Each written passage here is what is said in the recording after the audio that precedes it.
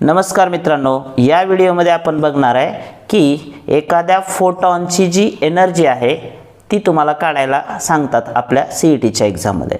तुम्ही बघू शकता इथे तुम्हाला वेवलेंथ दिली आहे त्यांनी 500 नॅनोमीटर त्या फोटॉनची आणि तुम्हाला एनर्जी काढायला सांगितली। सो मित्रांनो, सगळ्यात पहिल्यांदा तर लक्षात ठेवा की हा आहे आपला त्याचा फॉर्म्युला तुम्ही बघू शकता E = hc/λ।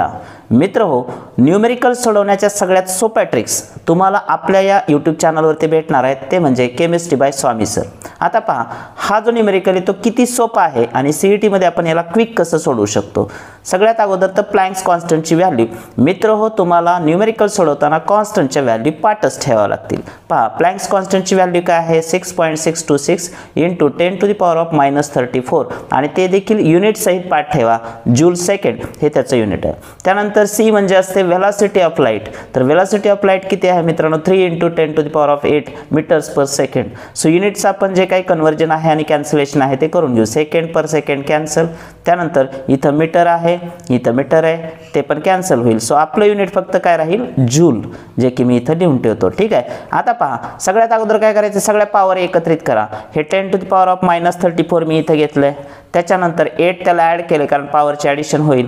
परत खाली हे -9 आहे तर हे 2 0 काढून टाका, म्हणजे हे 10⁻2 आहे, हे ह्याला कॅन्सल होईल। तर 10⁻−7 खाली राहिलं, ते -7 वरती जाऊन काय होईल मित्रांनो +7, तर इथं +7 पण ऍड केलेलं आहे।